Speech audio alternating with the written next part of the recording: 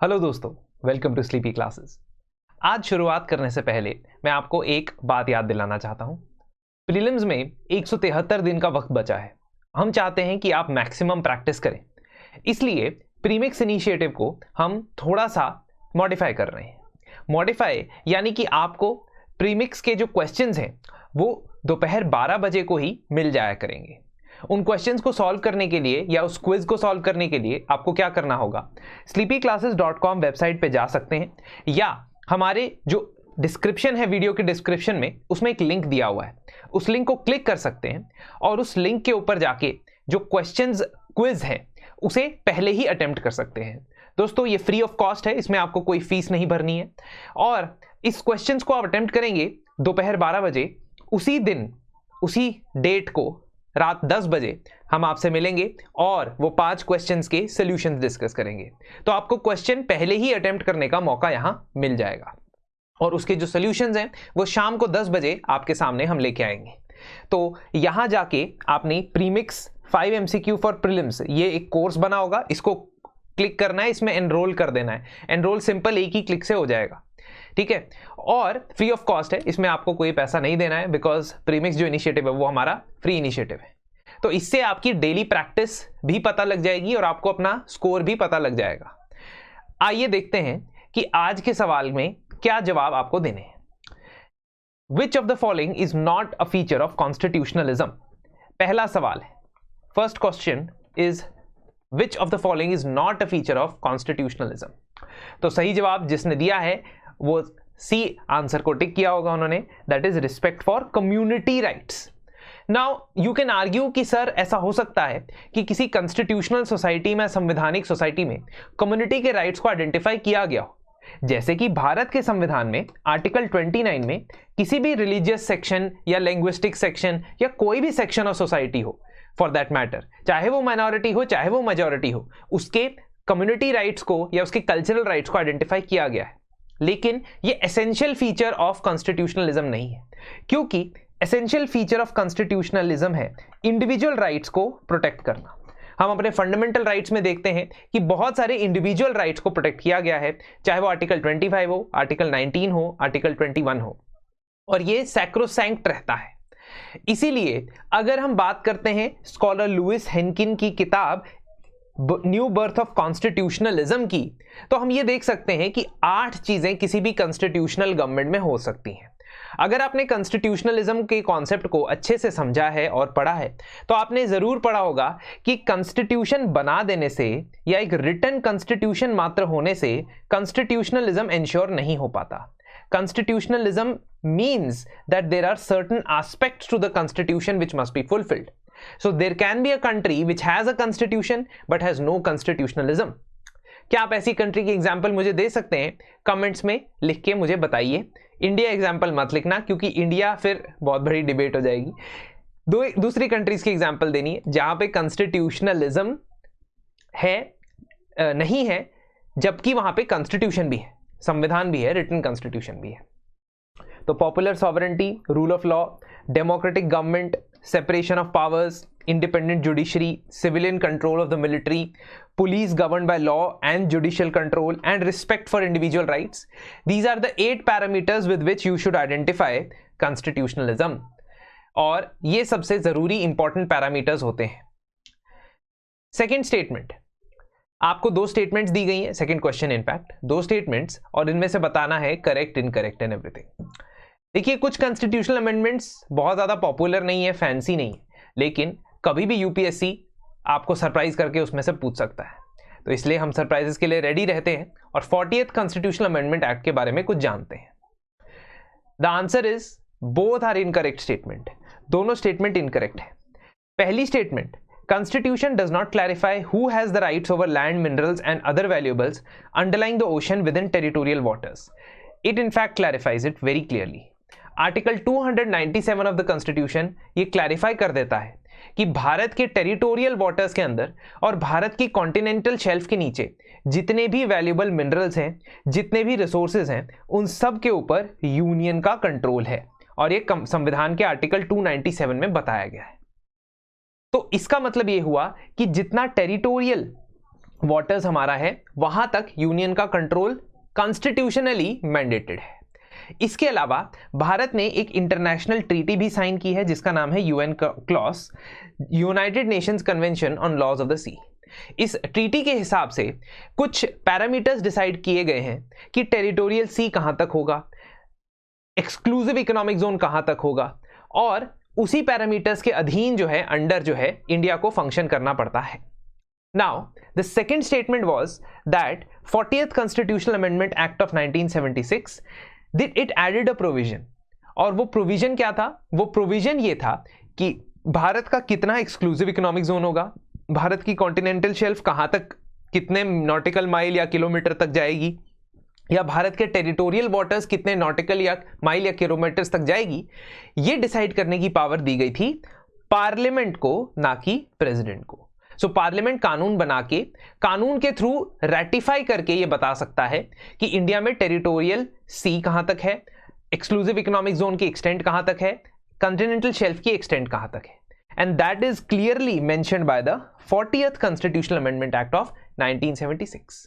ठीक है, तो डिटरमिन तो किया जाता है, पहले किया जाता था प्रेसिडेंट के प्रोक्लेमेशन के द्वारा, लेकिन उसके बाद पार्लियामेंट्री लॉ के हिसाब से यह बताया जाता है कि भारत के टेरिटोरियल सी कहां तक होगा, एक्सक्लूसिव इकोनॉमिक जोन कहां तक होगा।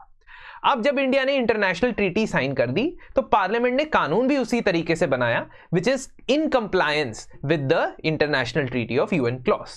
बस ये जानकारी आपको इस क्वेश्चन से मिलती है। तीसरा सवाल, अगर राइट टू मैरी या राइट टू मैरिज की बात होती है तो भारत में वो किस प्रकार का अधिकार है? क्या वो संवैधानिक अधिकार है या कॉन्स्टिट्यूशनल राइट है?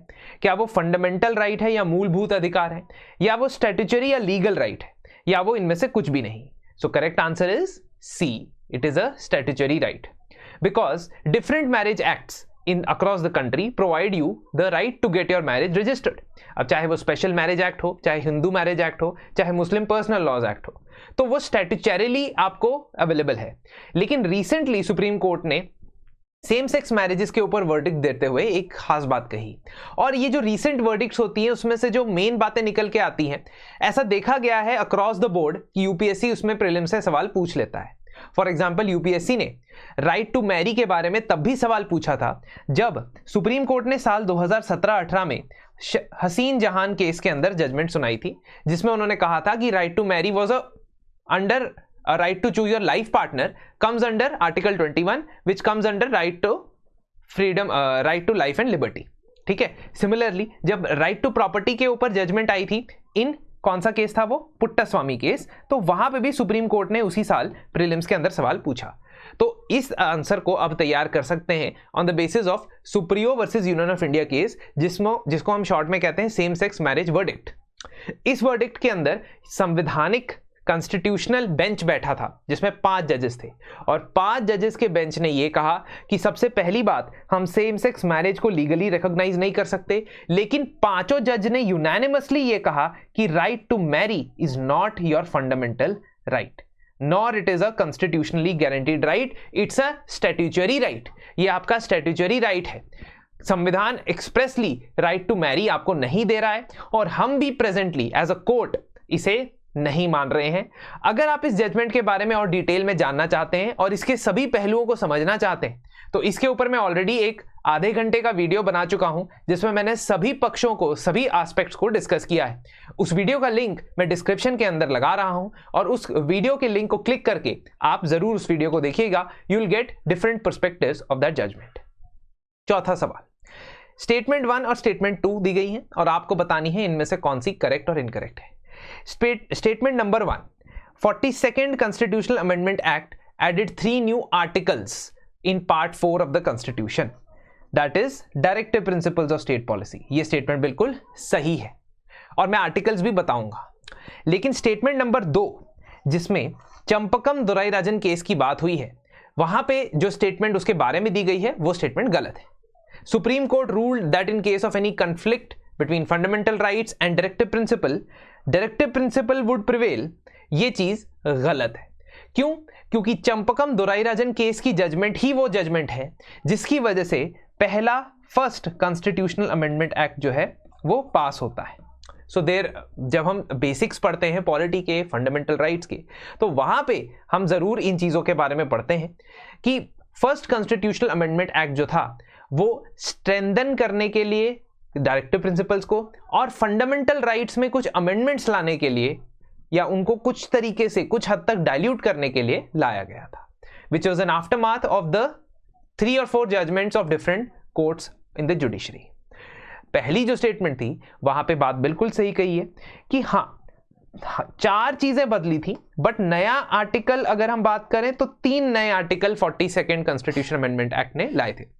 So, 42nd Constitutional Amendment Act made 4 changes in the DPSP, but new articles की बात करें तो 3 ही न्यू आर्टिकल थे, क्योंकि एक चेंज उसने आर्टिकल 39 में ही लाया था जो ऑलरेडी एग्जिस्ट कर रहा था, secure the opportunities for healthy development of children. इसके अलावा 39 कैपिटल ए भी ऐड किया जहां free legal aid to the poor और इक्वल जस्टिस की बात की गई, securing the participation of workers in the management of industries की बात की गई, और फॉरेस्ट और वाइल्ड लाइफ और एनवायरनमेंट को प्रोटेक्ट करने की जिम्मेदारी भी स्टेट को सौंपी गई।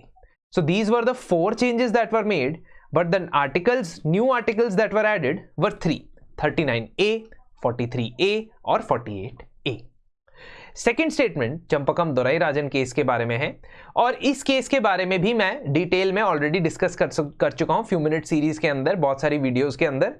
अगर आप जानना चाहते हैं तो मैं जरूर इस पे भी और बहुत सारी सुप्रीम कोर्ट की लैंडमार्क जजमेंट्स पे वीडियो बनाऊंगा, ठीक है। सो बेसिकली यहां पे आपने ये समझना है कि state of Madras versus Champakam Dorairajan में सुप्रीम कोर्ट ने ये कहा कि जो भी फंडामेंटल राइट्स हैं आपके कॉन्स्टिट्यूशन के अंदर, उसको वायलेट करते हुए किसी भी लॉ को, किसी भी कानून को हम अनकॉन्स्टिट्यूशनल ठहरा देंगे। अब चाहे वो डायरेक्टिव प्रिंसिपल को ही अप्लाई कर रहा हो, we will give priority to fundamental rights, we will not give priority to directive principles of state policy, जिसके चलते ये फर्स्ट कॉन्स्टिट्यूशनल अमेंडमेंट के अंदर आता है। इसकी कहानी मैं कॉन्स्टिट्यूशनल अमेंडमेंट्स के अंदर समझा चुका हूं, अगेन इफ यू वांट मैं उसका डिस्क्रिप्शन भी लिंक में प्रोवाइड कर दूंगा। 5वां सवाल, आपसे पिछली बार जब मुलाकात हुई थी आपने कहा था सर स्कीम्स के ऊपर सवाल पूछने हैं, स्कीम्स के ऊपर सवाल आप जरूर डालिएगा, तो इसलिए एक एक स्कीम का या 2-2 स्कीम का सवाल मैं जरूर डालूंगा हर प्रीमिक्स के अंदर। और स्कीम भी ऐसी जो लेगेसी पुरानी चल रही है, क्योंकि जो मार्केट में नई स्कीम आती होती है उसके बारे में 50 जगह आपको सवाल मिल जाएंगे, यूपीएससी उसके बारे में पूछता नहीं है, वो किसी रैंडम स्कीम के बारे में सवाल पूछता है जो पिछले 5, 6, 7 साल से कंटिन्यूसली चल रही होती है, ठीक है। तो पिछली बार उन्होंने जनरी सुरक्षा योजना और अनीमिया मुक्त भारत के बारे में पूछा था, तो थोड़ा सा हम नेशनल फूड सिक्योरिटी के बारे में देख लेते हैं। नेशनल फूड सिक्योरिटी एक्ट नहीं है दोस्तों, कंफ्यूज नहीं होना, नेशनल फूड सिक्योरिटी मिशन के अंडर 3 स्टेटमेंट दी गई हैं और आपने बतानी है इनमें से कितनी करेक्ट है। So the correct answer is only 2 statements are correct. पहली statement, national food security mission एक सेंट्रली स्पॉन्सर्ड स्कीम है जिसका पर्पस, मेजर पर्पस है कि वो एग्रीकल्चर में प्रोडक्शन और प्रोडक्टिविटी को बढ़ाए, ये बिल्कुल सही बात है। दूसरा, इसमें 5 कंपोनेंट है और ये टाइप्स ऑफ क्रॉप्स के ऊपर आधारित है, ये भी बिल्कुल सही बात है। तीसरी स्टेटमेंट जहां पे ये कहा गया है कि स्कीम की इंप्लीमेंटेशन में नेशनल लेवल पे एक जनरल काउंसिल बनाई जाएगी और इस जनरल काउंसिल के हेड जो होंगे वो प्रधानमंत्री होंगे, ये स्टेटमेंट गलत है, क्योंकि इस जनरल काउंसिल के जो हेड होंगे वो एग्रीकल्चर मिनिस्टर होंगे, तो जो भी minister in charge of agriculture है सेंटर में वो इसके चेयरपर्सन रहेंगे। तो पहली 2 स्टेटमेंट हुई करेक्ट और आखिरी स्टेटमेंट हुई गलत, इसकी वजह से only 2 is the correct answer. National food security mission हुआ तो स्टार्ट था 2007 में और ये बेसिकली प्लानिंग कमीशन का एक ब्रेन चाइल्ड था, लेकिन उसको कंटिन्यू किया गया और धीरे धीरे एक साल करते करते उसको एक्सटेंड किया जाता रहता है हर साल। तो national food security mission rice, wheat, pulses, बाकी के कोर्स सीरियल्स और कमर्शियल क्रॉप्स 5 कंपोनेंट्स में डिवाइडेड है। इसमें डेमोन्स्ट्रेशंस करवाई जाती हैं, सीड डिस्ट्रीब्यूशन करवाया जाता है, सीड प्रोडक्शन को इंक्रीज किया जाता है, फार्म मशीनरीज, इरिगेशन और custom hiring of machinery and equipment करवाई जाती है, कैपेसिटी बिल्डिंग और ट्रेनिंग किया जाता है, लोकल लेवल पे हेल्थ और एग्रीकल्चर साइंसेस की एक्सटेंशन सर्विसेज प्रोवाइड की जाती है। तो ये एक होलिस्टिक स्कीम है और इस स्कीम को हेड करते हैं जनरल काउंसिल जिसके चेयरपर्सन होते हैं एग्रीकल्चर मिनिस्टर। तो दोस्तों इसी के साथ साथ आज का जो सेशन है वो समाप्त होता है। संभव 2.0 हमारा यूपीएससी प्रीलिम्स का क्रैश कोर्स, उसका 2nd बैच स्टार्ट हो चुका है। उस पर अगर आपको 10% डिस्काउंट चाहिए तो आप क्रैश10 इस कोड का इस्तेमाल कर सकते हैं। इस कोर्स के अंदर आपको डेली लाइव क्लासेस में स्टैटिक और करंट दोनों ही अपडेशंस मिलेंगी। अपडेशंस इन द सेंस कि एंटायर सिलेबस कंप्लीशन यहाँ पे करवाया जाएगा। साथ ही साथ आपको प्रीवियस ईयर क्वेश्चंस के साथ लिंक करके टॉपिक्स पढ़ाए जाएंगे, ताकि आपको ऐसा ना लगे कि कुछ भी पढ़ा रहे हैं रैंडम और यूपीएससी उसमें से नहीं पूछता है। एंड अकॉर्डिंगली हम इको सर्वे, बजट की स्पेशल क्लासेस, सीसैट की मास्टर क्लास इसमें कंडक्ट करवाएंगे और आपको फुल लेंथ मॉक टेस्ट भी अवेलेबल रहेंगे। तो इसमें एनरोल करने के लिए और डिस्काउंट्स प्राप्ति के लिए हमारे नंबर पे हमें कांटेक्ट कर सकते हैं या sleepy.classes@gmail.com पे हमें संपर्क कर सकते हैं। शुक्रिया, धन्यवाद और मिलते हैं आपसे नेक्स्ट हफ्ते।